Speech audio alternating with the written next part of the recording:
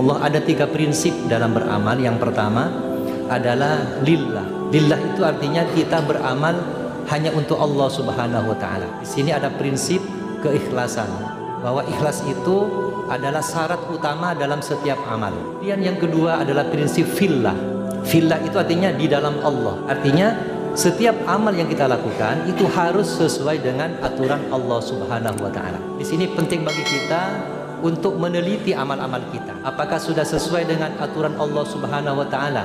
Apakah sudah sesuai dengan sunnah Rasulullah sallallahu alaihi wasallam? Maka ketika kita beramal, maka penting bagi kita untuk mengkaji dalil-dalilnya, untuk mengkaji dasar hukumnya. Tidak pernah lelah untuk mengikuti kajian keislaman. Majelis taklim semakin ramai, lembaga pendidikan Islam semakin ramai. Kenapa? Orang ingin semua amalnya itu mempunyai dalil, bukan hanya mengikuti yang tidak ada dasarnya atau taklid buta. Maka orang-orang yang memahami fillah, bahwa setiap amalnya harus berada di dalam aturan Allah Subhanahu wa taala, sehingga setiap amalnya itu menjadi amal yang berkualitas. Ketika bersedekah mengerti betul bagaimana cara bersedekah, bagaimana bersikap kepada orang yang menerima sedekah. Ketika sholat juga demikian, sholatnya berkualitas, betul rukun-rukunnya, syarat-syaratnya, bacaannya benar, Fatihahnya benar dan semacamnya. Kemudian yang ketiga adalah billah. Billah itu adalah kita beramal hanya atas pertolongan Allah Subhanahu wa taala. Artinya kita bisa melakukan ibadah, bisa sholat, itu pertolongan Allah Subhanahu wa taala. Allah menggerakkan kita ke masjid ini untuk beribadah. Karena banyak masih orang yang belum beribadah di luar sana. Maka syukuri, jangan kita berbangga diri dengan amal-amal kita. Ketika seseorang mempunyai karakter memaafkan, maka insya Allah orang ini akan hilang sifat kesombongan, akan hilang sifat kedengkian, akan hilang sifat amarah. Karena memaafkan ini kekuatan yang besar untuk menguras racun-racun dalam hati kita. Bulan Ramadan adalah bulan yang tepat bagi kita untuk memaafkan. Apalagi nanti kita masuk ke dalam Idul Fitri, di mana memaafkan itu betul-betul keluar dari hati, bukan hanya formalitas. Maka 3 prinsip ini akan menjadi dasar kita dalam beramal.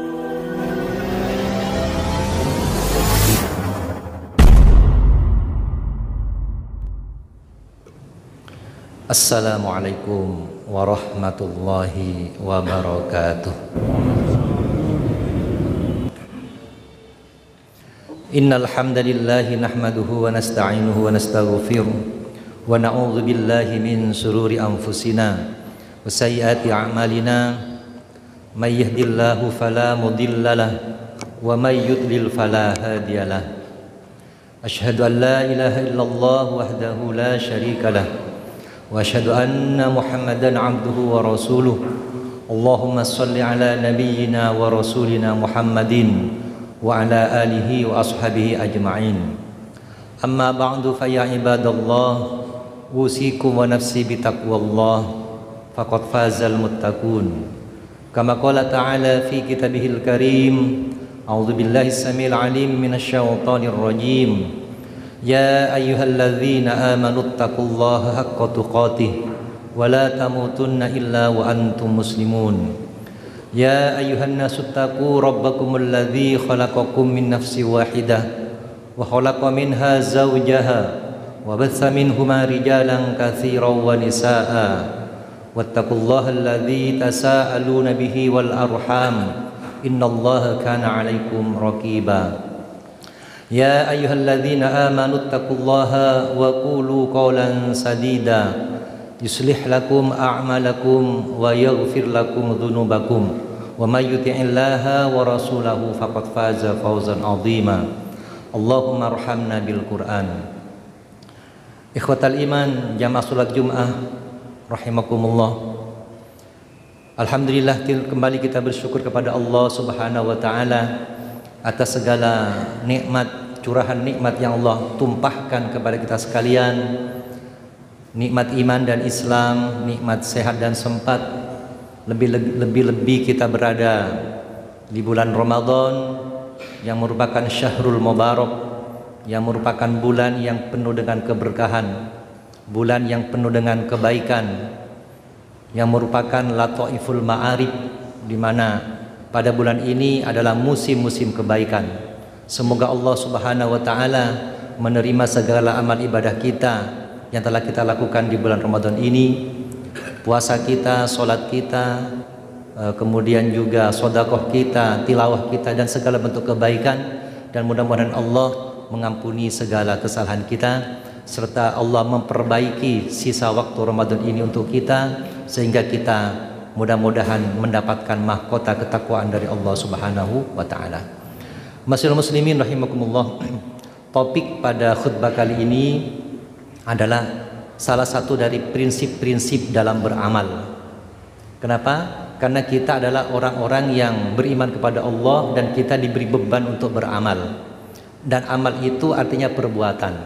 Baik amal itu amalul qalbi, amal hati kita, juga amalul lisan, amal dari ucapan kita, perkataan kita, juga amalul jawarih, yaitu amal-amal dari anggota badan kita. Dan itu tentunya setiap saat akan kita lakukan. Maka sebagai orang beriman, kita perlu mengetahui dan menyadari ada prinsip-prinsip penting yang perlu kita pahami agar amal-amal kita itu betul-betul nanti diterima oleh Allah Subhanahu wa taala.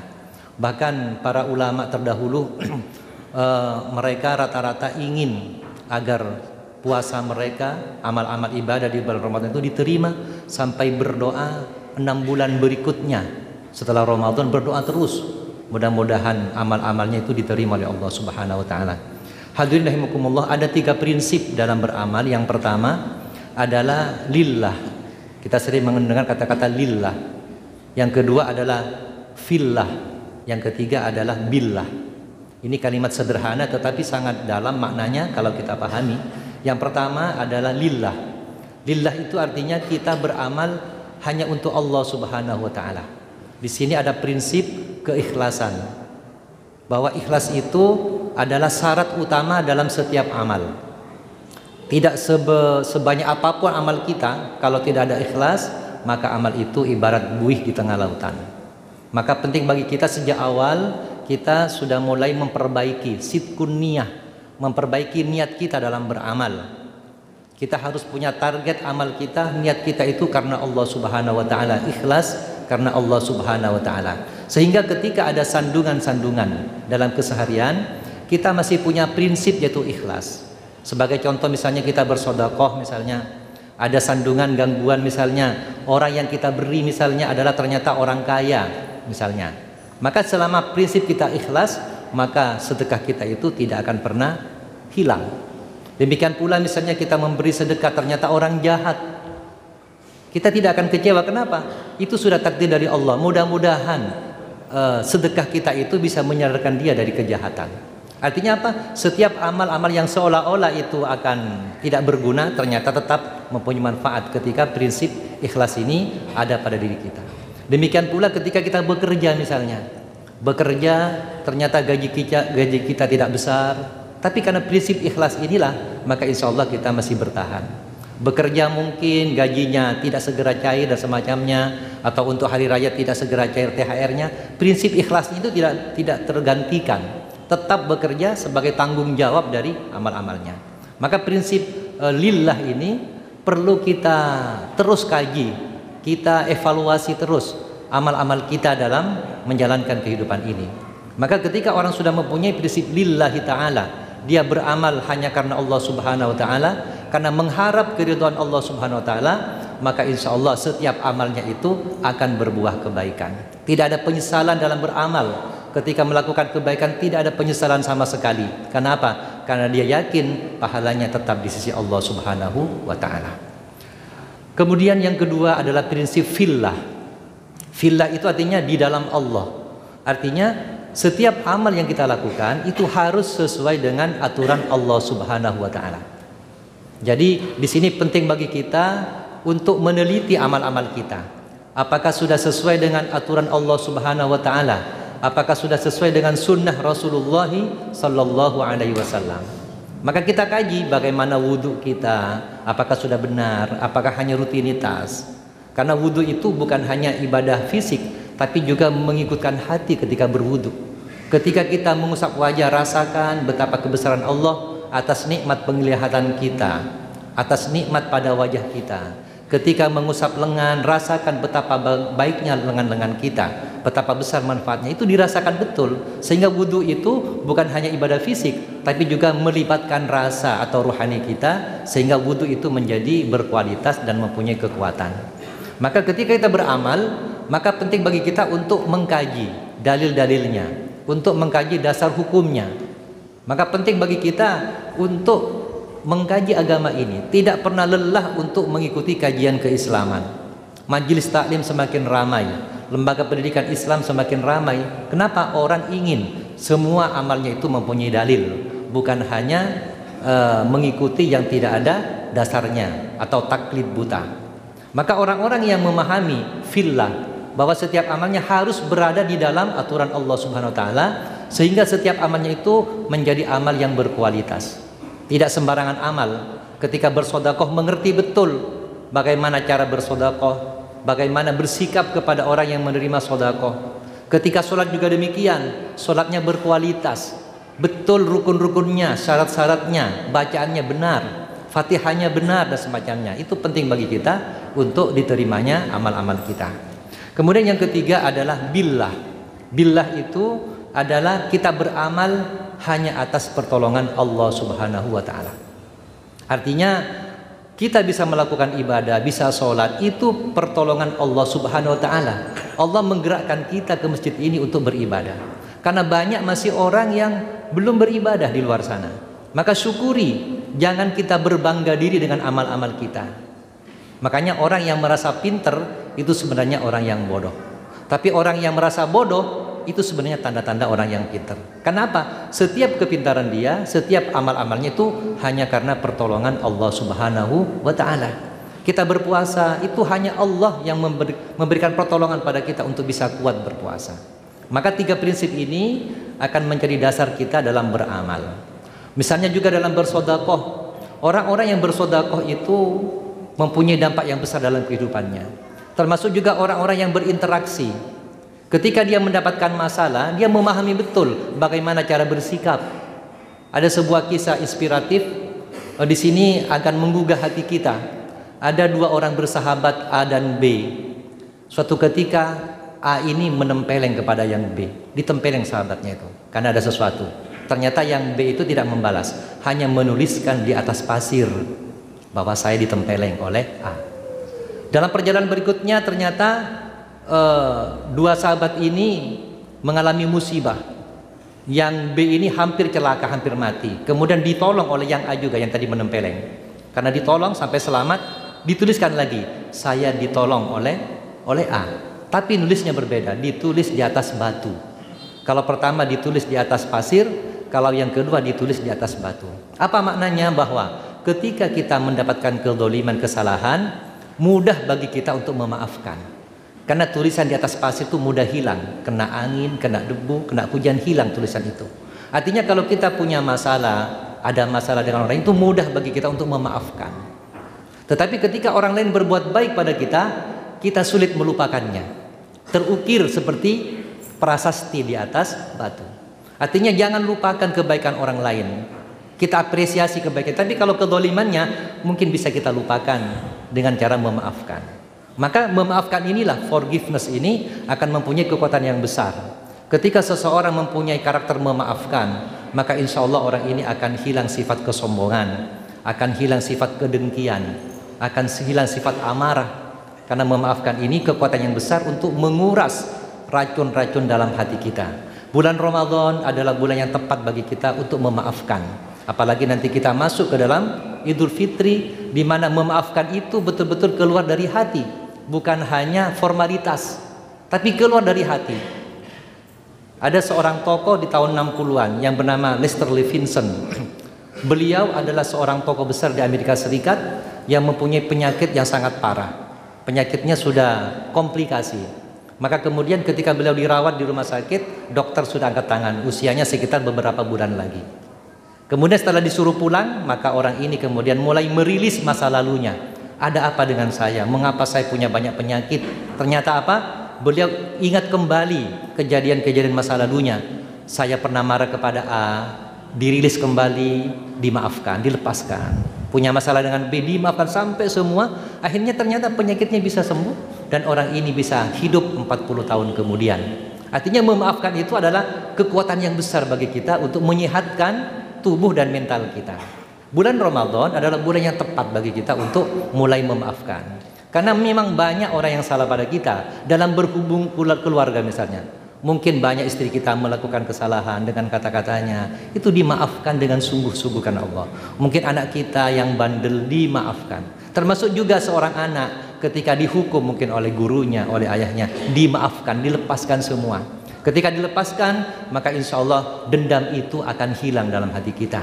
Karena orang dendam itu seperti orang mau membunuh orang, tetapi pisaunya terbalik. Seperti orang mau membunuh orang, pisaunya terbalik kena dirinya sendiri. Dia akan menghancurkan orang, tapi hatinya teracuni, sehingga juga akan bisa menambah penyakit-penyakit pada fisik maupun batinnya. Oleh karena itu, mari kita di akhir bulan Ramadan ini bersama-sama untuk membersihkan hati kita. Karena hati ini adalah pangkal dari segala amal-amal kita. Kita maafkan dengan sungguh-sungguh orang yang pernah berbuat salah kepada kita, seolah-olah tidak ada salah lagi. Mudah-mudahan nanti amal-amal kita yang lain bisa diangkat oleh Allah Subhanahu wa Ta'ala. Demikian mudah-mudahan Allah Subhanahu wa Ta'ala senantiasa menerima amal-amal kita. Barakallahu li wa lakum fil Qur'anil azim wa nafa'ani wa iyyakum bima fihi minal ayati wa dzikril hakim wa taqabbala minna wa minkum tilawatahu innahu huwal ghafurur rahim. Alhamdulillahi ala fitratil Islam wa kalimatil ikhlas wa ala dini nabiyyina Muhammadin sallallahu alaihi wasallam wa ala millati adina Ibrahim hanifa wa ma kana minal musyrikin. Asyhadu an la ilaha illallah wahdahu la syarika lah wa asyhadu anna Muhammadan abduhu wa rasuluh. Allahumma shalli ala nabiyyina wa rasulina Muhammadin wa ala alihi wa ashabihi ajma'in. Amma ba'du fa ya ibadallah usikum wa nafsi bi taqwallah faqad fazal muttaqun. Kama qala ta'ala fi kitabihil karim, a'udzu billahi as-sami'il 'alim minasy syaithanir rajim. Ya ayyuhalladzina amanu taqullaha haqqa tuqatih wa la tamutunna illa wa antum muslimun. Masyaallah muslimin, sebagai kesimpulan pada khutbah yang kedua, maka kita penting untuk memahami prinsip-prinsip dalam beramal kita, yaitu dengan lillah. Kita beramal hanya karena Allah, mengharap ridha dari Allah Subhanahu wa Ta'ala. Memang kita tidak bisa sepenuhnya maksimal, tapi proses menuju ridha Allah itu perlu kita upayakan. Mungkin kita kalau level 1 sampai 10, mungkin di level 1 mungkin tidak apa-apa. Yang penting sudah masuk ke levelnya, sudah masuk ke gerbongnya, sehingga kita insya Allah mudah-mudahan dengan pertolongan Allah semakin memperbaiki tingkat keikhlasan kita.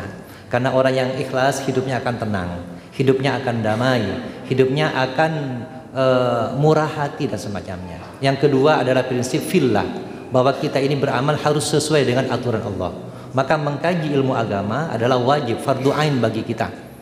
Kita seperti bagaimana cara sholat kita, bagaimana tilawah kita, itu perlu kita kaji betul ilmunya, sehingga amal kita sesuai dengan aturan Allah Subhanahu wa Ta'ala. Dan yang terakhir adalah billah, bahwa kita beramal itu hanya atas pertolongan Allah, bukan karya kita, bukan kekuatan kita, hanya pertolongan dari Allah Subhanahu wa Ta'ala. Sehingga kita tidak sombong, walaupun kita mungkin punya hafalan yang banyak, kita mungkin gelar yang banyak sekali, kepintaran kita sudah diakui dunia, tapi tetap kembalikan itu semua hanya atas pertolongan Allah Subhanahu wa Ta'ala, sehingga hilang rasa sombong, rasa dengki, dan rasa-rasa takabur yang lain. Demikian mudah-mudahan Allah Subhanahu wa Ta'ala senantiasa memenuhi harapan kita. Allahumma sholli ala Muhammad wa ala ali Muhammad kama shallaita ala Ibrahim wa ala ali Ibrahim innaka Hamidum Majid. Allahumma ighfir lil muslimina wal muslimat wal mu'minina wal mu'minat al ahya'i minhum wal amwat. Allahumma ighfir lana dhunubana wa kaffir 'anna sayyi'atina wa tawaffana ma'al abrar. Allahumma ighfir lana wa li ikhwanina alladhina sabaquna bil iman wa la taj'al fi qulubina ghillan lil ladzina amanu rabbana innaka ra'ufur rahim. Allahumma taqabbal minna salatana wa siyamana wa qiyamana wa ruku'ana wa sujudana wa ta'abbudana wa tamin taksirana ya arhamar rahimin. Rabbana atina min ladunka rahmatan wa hayyi' lana min amrina rasyada. Rabbana hab lana min azwajina wa dhurriyyatina qurrata a'yun waj'alna lil muttaqina imama. Rabbana atina fid dunya hasanah wa fil akhirati hasanah wa qina adzaban nar. Ibadallah, innallaha ya'muru bil adli wal ihsan wa ita'i dzil qurba wa yanha 'anil fahsya'i wal munkar wa la dzikrullahi akbar.